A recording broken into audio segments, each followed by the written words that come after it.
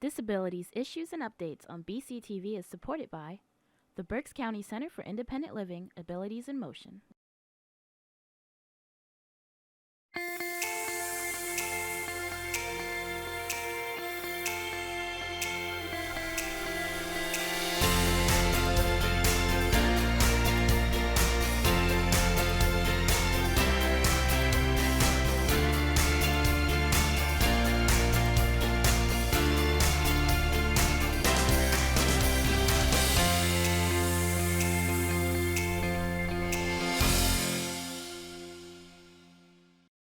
Hello, welcome to Disability Issues and Updates, a program brought to you by Abilities in Motion, the Center for Independent Living located in Berks County, Pennsylvania, where we bring you news from our local community relevant to people with disabilities and the community at large.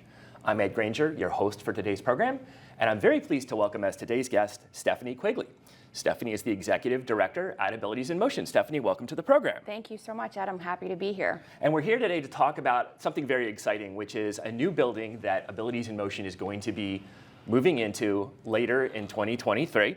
And Stephanie's here to share some of the vision and the ideas behind that building and what it's going to mean for Abilities in Motion. Stephanie, start us off by talking a little bit about how and when the vision for this new facility took place. Yeah, the vision for this building and where we're moving into probably started percolating back in 2005, 2006 when I started at Abilities in Motion. Our previous leadership had brought us all to a retreat and had us kind of brainstorm ideas about where are we going to be in the future and what can we offer the community in the future. And the most consistent thing that came out of it was we need better facilities. We need a better location to serve the community. So really this has been over a decade and plus in taking shape. And we moved from a very small office building that we rented off of Schuylkill Avenue on Blair Avenue when I started to moving to our current location at 210 North 5th Street. And while it was bigger from where we started, pretty much as soon as we moved in, we realized this isn't enough to sustain what we want to do long term in the community. Sure. Now we had the opportunity to find a much larger place and that would fulfill all of the needs that we thought about that came out of that retreat over a decade ago. Parking, accessibility, area of the county or city that we would be able to best serve. And we found that. So last year we started the process of acquiring that space and being able to make plans to move in. That's fantastic. Yeah. So the new building is going to be, or is taking shape as we speak. Yes. At 755 Heasters Lane. Yes. Which is in Northeast Reading. Yes.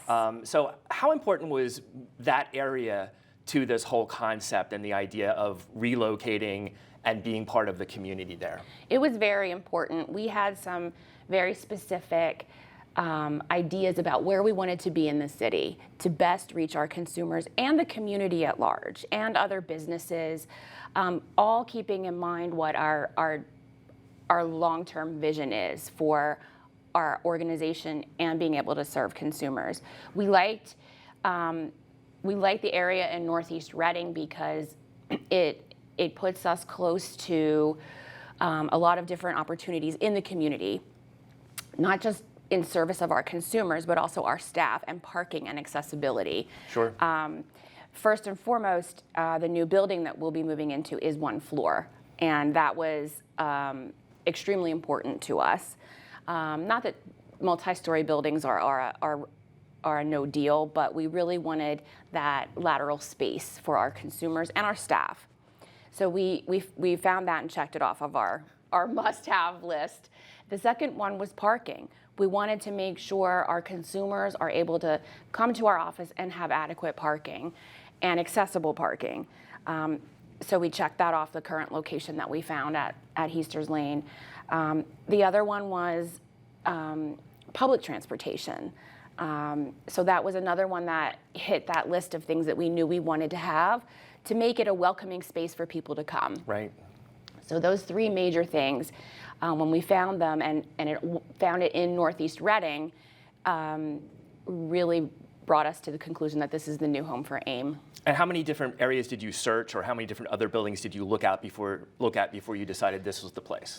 Well, our instructions to our leaders helping us locate space were we really wanted to stay within the city of Reading, and they knew it was going to be a hard task to find with all of those things on our list of accessibility, of parking was the toughest one.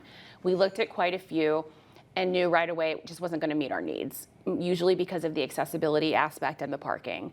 So it ruled out a lot of spaces within the city, but there were a lot of opportunities to find out about other properties within the city and how we can help, maybe even though we didn't purchase those real estate or property, that we can go back and work with realtors and other officials to help market those properties to other people. Okay.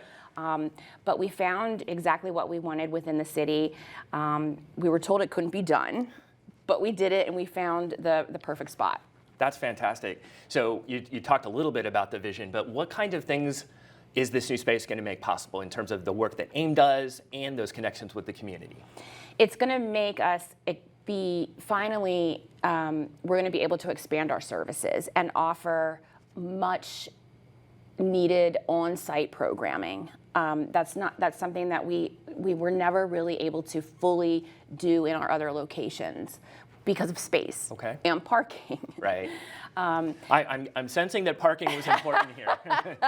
Yeah, I mean, it doesn't sound like something that should make or break a decision on where you're buying real estate for a business, but for what we do, it's a need, and that's what we've heard from our community and our consumers that have come to our office in the past. There's no parking, and they don't want to have to worry about it. Right. So we've taken care of that. So for right them. away from the time they approach the building, it feels more welcoming. It does. We want them to know that they don't have to worry about that. So you're going to have the AIM staff, obviously, working in there. What are some of the other elements that are going to be part of the building? We're really excited about how we're putting this new building together. From the beginning, the concept was to have a large space where we can integrate our everyday operations, our staff, and create this amazing space for consumers to come and do a multitude of things. So the general design of the building is going to be such that our staff are working in one area completely, day-to-day operations, and then the total size of the building is 34,000 square feet, Ed. So we have some room. We have a lot of room to be able to create what we wanted finally. And so we designed the space around consumers. So when you first arrive, you'll be able to go either into our office space or into basically it's going to be a public space for consumers to come and do new programming. Right. Where we've designed a cafe space, which I'm really, really excited about. We're going to be able to finally bring consumers on site to get job training in that kind of workspace. It also can double as learning an interest space. Someone's interested in learning how to work in a cafe or make or bake or create. We're going to be able to offer that to the consumers that we've never been able to do before. Wow. And we've talked about it's nothing about us without us. Exactly. And this just creates a space for people with disabilities, yes, not just for the AIM staff. It really is a space that belongs to yes, the community and people with disabilities, which is fantastic. Yeah, the whole concept was focusing on we finally will have the room and the resources to do it, and this is the perfect place. So we really went all in and created this cafe space and a tech space, which we'll talk about later, I'm sure. Okay. I'm really excited about that. And so obviously with COVID disrupted a lot of things for a lot of people. Yeah. And it taught, I think, a lot of organizations the need to be flexible and sort of be looking ahead, be sort of future thinking, be on the cutting edge. How does this building position AIM to sort of, to be at the leading edge of developments within the disability community and services and supports that community is looking for? We really took, excuse me, COVID into consideration when we designed and built out, or are building out as we speak, the interior space. And ironically, we created distancing within our building plans, not just because of COVID, but universal accessibility standards and design. So it kind of worked together to make sure people felt safe when they're in our new space, that they have social distancing ability, but also at the core of it is accessibility. Right. So it's a win-win. And I don't know if a pandemic will ever happen again, but if it does, our building is designed to create enough space between people and to be accessible that I want people to know, and the community to know, that it's a safe space to come no matter what for anybody. And the kinds of programs that people are looking for, that's changing all the time too. So if you have the space, you have the accessibility, you're really in a great position to be able to respond to whatever new thing is coming along, which takes us to the technology piece, right? Because technology drives so many things, and it kind of dominates a lot of parts of our lives, and sometimes people with disabilities have been part of that, and sometimes they haven't. It's created barriers. It's also created opportunities. So talk a little bit about technology and what the role of technology is in this new building and these new programs. Technology has always been kind of the driving force too of how we wanted to design the new building. And we've located a 2,400 square foot technology space right next to the cafe. Wow. It'll have a public entrance. It'll have an entrance that connects to the cafe to kind of meld those two together. But we want, especially coming out of COVID, it was tech everything. You know, people were forced to use technology in ways that they hadn't before, just to keep in touch with people. Right. And through the pandemic and coming out of it, we realized a lot of the information that we were receiving from our consumer base was, I'm glad that I learned how to use Zoom and technology and, you know, things to combat the isolation through COVID, but I realized they didn't have access to it. Okay. And they weren't as on top of learning about it because they didn't have the opportunity to get to it. So when we started putting the pieces of the puzzle together to try to figure out what do we want to do with our new tech space, we wanted to create an area where consumers can come and get opportunity to learn and experience technology.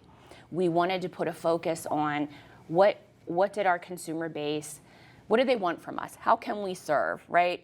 We heard a lot of things that came out of the tech burst through COVID, but gaming was one of them. Okay. And so we're creating a one of a kind, never been done before, esports team for people with disabilities that we really want to launch when we open the building. And couldn't be more excited about it. It's something that we've heard from our consumers. We'd like a space to come.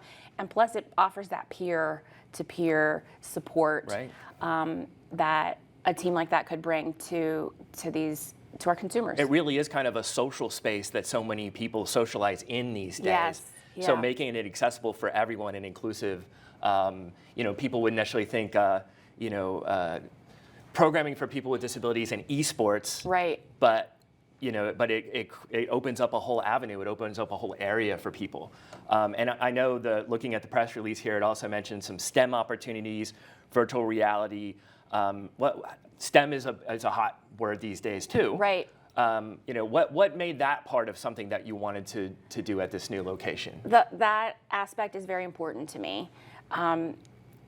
Through my tenure at Abilities in Motion, we've seen so many STEM opportunities come up in the community at large, but really very limited opportunities for those students with disabilities to get involved in those curriculum. And we wanted to make sure our tech space was big enough to have our esports team, to have a place where people can come in and use equipment and experiment with accessible options on tech, but also our short-term/long-term goal is to really create a relationship with other maybe other partners in the community to provide those STEM opportunities for students with disabilities. I think it's extremely important because there are some brilliant minds that have a lot to offer,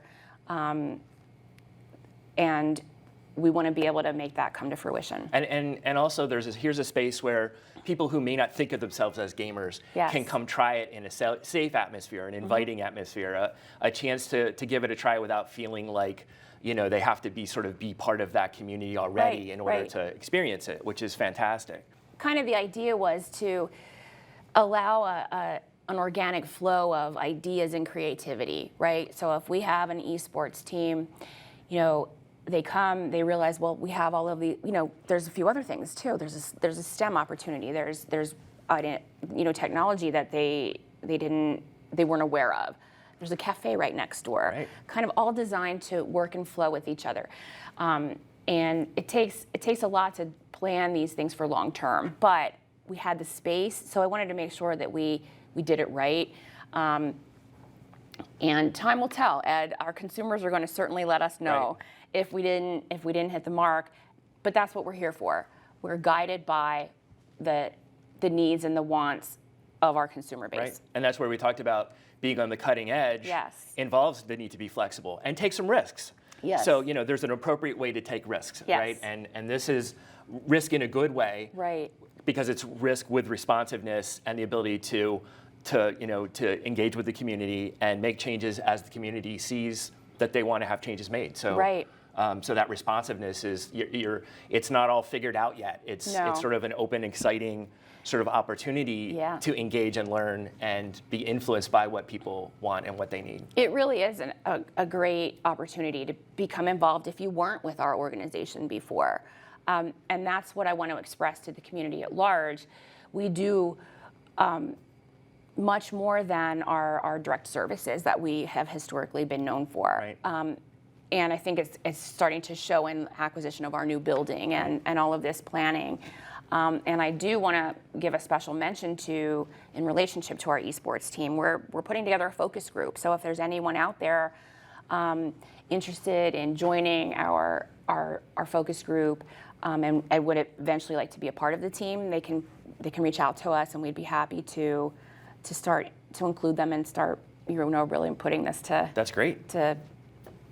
So now's your chance to make your voice heard and That's help right. shape this Yes. amazing space. Yes. And be part of it and look back when it's huge and say, I was part of it. Yes. This is partly something I contributed to. I helped make this. I helped build this. Yeah. Which is fantastic.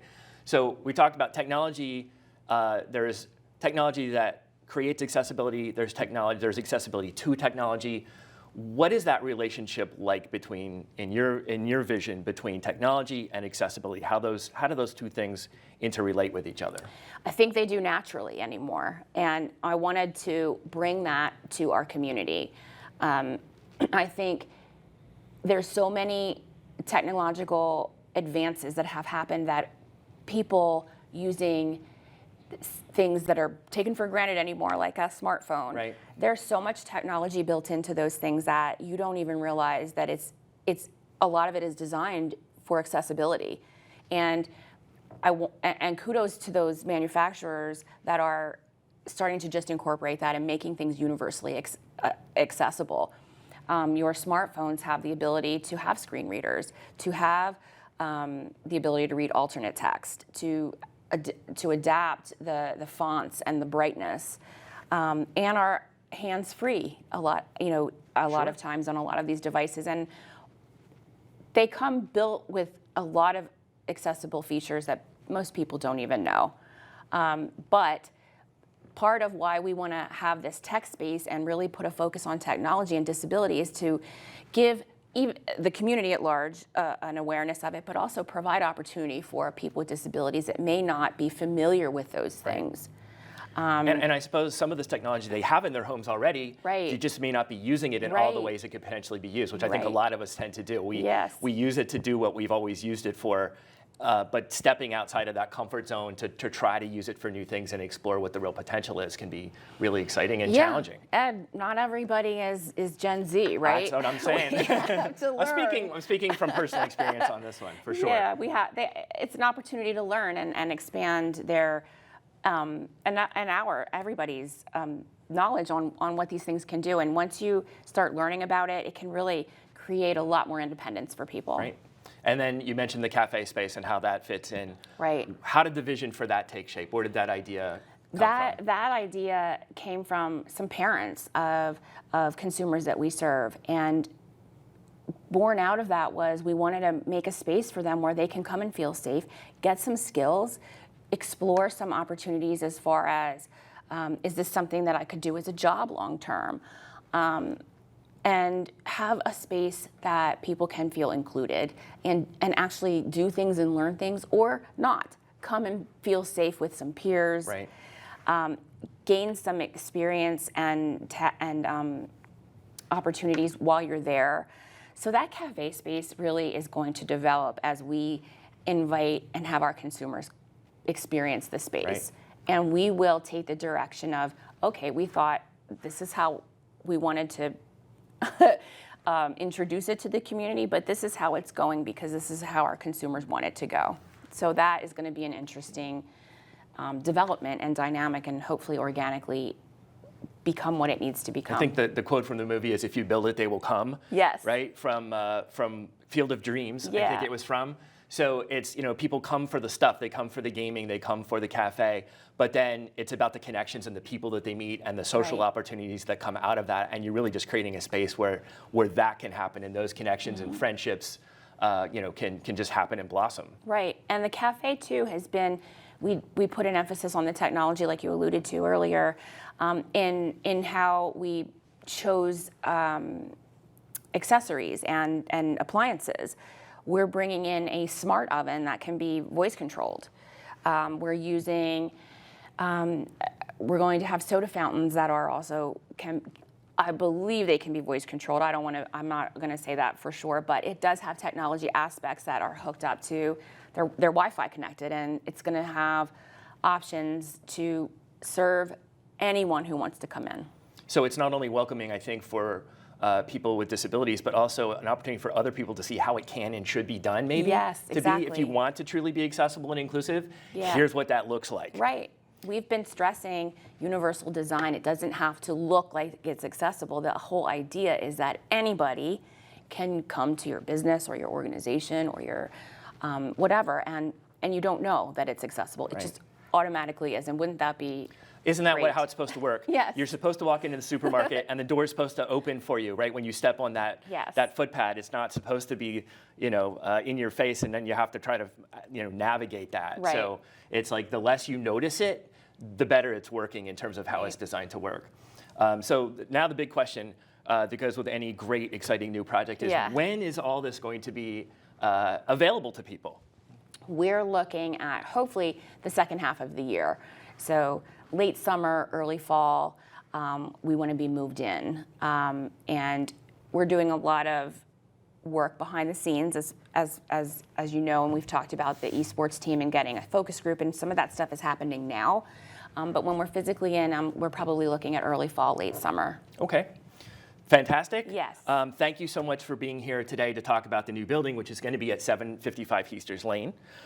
If people want to be part of this focus group, should they just call AIM and ask to speak to someone, or how would you like to have that happen? All they need to do is just call our main number and tell whoever answers. We have a no wrong door Right.